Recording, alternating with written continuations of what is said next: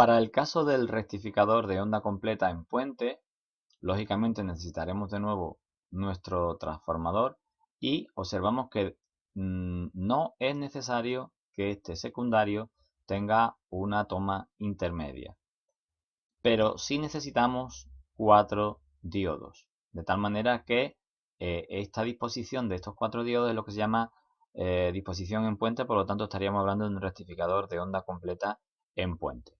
Al tener una sola señal de secundario, podemos ver que la señal del secundario será una señal alterna senoidal con semiciclos positivos y negativos alternos, ¿vale? Con un valor máximo de tensión que, como siempre, podremos calcular multiplicando el valor de la tensión eficaz del secundario, que lo hemos denominado como Vs, multiplicado por la raíz cuadrada de 2. Aquí de nuevo podemos hablar de semiciclos positivos y semiciclos negativos. Vamos a analizar primero el semiciclo positivo. Para ello nos vamos a desplazar hasta el circuito y vamos a comprobar qué es lo que sucede. Durante el semiciclo positivo de Vs, la parte superior va a tener una polaridad positiva con respecto a lo que sería la parte inferior. En estas circunstancias, si volvemos al esquema del circuito original, le estamos aplicando un terminal positivo, un potencial, mejor dicho, positivo al ánodo de D1 y D1 quedará polarizado directamente. Sin embargo, estamos aplicándole el mismo potencial positivo al cátodo de D4, de manera que D4 quedará polarizado inversamente. Lo podemos ver aquí debajo.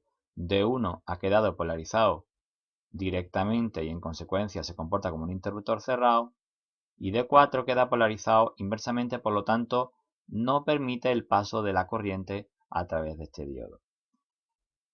Si bajamos la gráfica, podemos ver cómo el potencial negativo se lo estaríamos aplicando en esta zona al ánodo de D2, que quedará polarizado negativo al ánodo, quedaría polarizado inversamente, lo podemos ver aquí, está polarizado inversamente, en consecuencia no deja pasar corriente, y sin embargo ese potencial, que es el más negativo de todos, estará aplicado al cátodo de D3, de manera que este D3, al tener el cátodo más negativo que el ánodo, sí quedaría polarizado directamente y sí dejará pasar la corriente. Una vez que hemos visto esto, podemos ver cómo la señal del secundario queda aplicada directamente a través de D1. La corriente circularía por aquí y a través de D3 vuelve en este caso, a esta borna del secundario. Es decir, a la resistencia le está llegando el positivo de Vs a la parte superior y el negativo de Vs a través del diodo a la parte inferior. La corriente circula de abajo arriba. Es decir, si vemos la gráfica, podemos ver cómo el semiciclo positivo de la señal del secundario pasa íntegramente a la resistencia de carga. El comportamiento de los diodos lo podemos ver aquí. D1 y D3 están conduciendo, por lo tanto, su tensión teórica o ideal sería 0. Sin embargo, D2 y D4 están polarizados inversamente, por lo tanto, ellos realmente lo que están es viendo, por así decirlo, la tensión del secundario, pero con una polaridad invertida. Por lo tanto, observar que D2 y D4 quedan polarizados inversamente y entre ánodo y cátodo lo que vamos a tener es una señal tal como la que aparece aquí. Si analizamos ahora el semiciclo negativo de Vs, para ello nos vamos a ir a la gráfica del circuito inferior, vamos a ver que ahora la polaridad ha cambiado y tenemos el negativo arriba y el positivo abajo. En estas circunstancias, voy hacia arriba, el negativo va a ir al cátodo de D4, con lo cual ahora D4 estará polarizado directamente y el que quedará polarizado inversamente sería D1. Recordamos, D4 directamente, D1 inversamente. Y al tener el positivo aquí, el que va a quedar polarizado ahora de forma directa sería D2 y el que va a quedar polarizado inversamente sería D3. Resumiendo, vamos a verlo mejor en la gráfica, en el circuito de ese semiciclo. D4 y D2 están ahora polarizados directamente al haber cambiado la polaridad, y D1 y D3 serán los que permanezcan ahora en situación de polarización inversa y por lo tanto como circuitos abiertos. En estas circunstancias ahora el positivo del secundario, que se encuentra situado en la parte inferior, a través de D2 le va a llegar de nuevo a la parte superior de la resistencia. La corriente seguirá su curso y a través de D4 volverá al transformador. Por lo tanto, observar positivo a través de D2 a la parte de arriba, igual que antes, y negativo a través de D4 a la parte inferior. Es decir, hemos conseguido cambiar la polaridad que le va a llegar a la resistencia de carga. Sabemos que Vs es negativo, pero al haber cambiado la posición y la conducción de los diodos, a la carga le llega el semiciclo negativo, pero invertido. En consecuencia le llega, pues como si le llegara un semiciclo positivo. Los diodos, pues al igual que antes, ahora D1 y D3 son los que están polarizados inversamente. Vamos a disminuir la señal, vamos a hacerlo más pequeño para que se vea con mayor claridad todo el circuito. Ahora son los diodos 1 y 3 los que están polarizados inversamente, tal como podemos ver aquí. D1 y D3 están polarizados inversamente.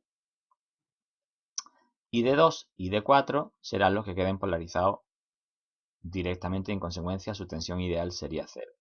En estas circunstancias, los valores que se pueden medir, lógicamente de nuevo, valor de pico o valor máximo de la señal del secundario, el valor eficaz de la señal del secundario por raíz cuadrada de 2, que coincide con el valor de pico o valor máximo en la resistencia de carga. Y la tensión inversa máxima que vamos a poder ver en cualquiera de los diodos se calculará multiplicando el valor eficaz de la tensión del secundario por raíz cuadrada de 2 y añadiéndole el signo menos, puesto que se trata de señales de valor negativo. Para finalizar, podemos decir que la tensión continua en la resistencia de carga se va a calcular con la misma fórmula que en el caso de la rectificación de onda completa bifásica, es decir, 2 por el valor máximo o valor de pico partido por pi, simplificado 0,9 por Vs. Recordamos que Vs es el valor de la tensión eficaz del secundario. Esto sería a nivel teórico.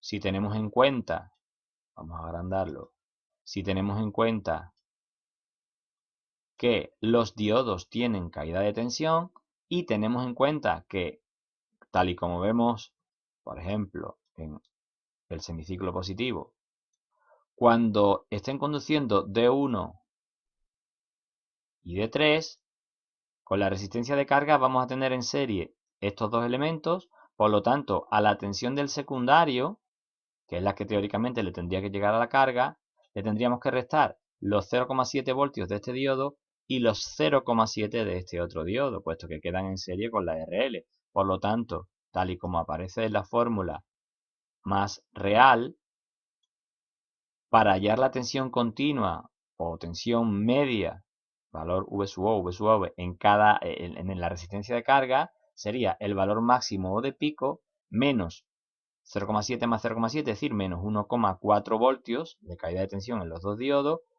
partido por pi y multiplicado por 2. Por último, la intensidad continua o media a través de la resistencia de carga se calculará siempre aplicando la ley de Ohm.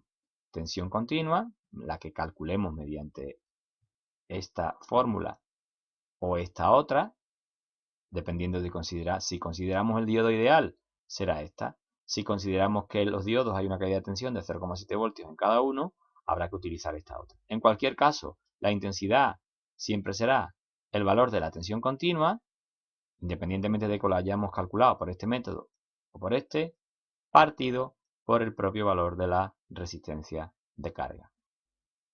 Con esto podemos dar por concluido la explicación del circuito rectificador de onda completa en puente, que de hecho es el que más suele utilizarse a la hora de rectificar una señal alterna senoidal.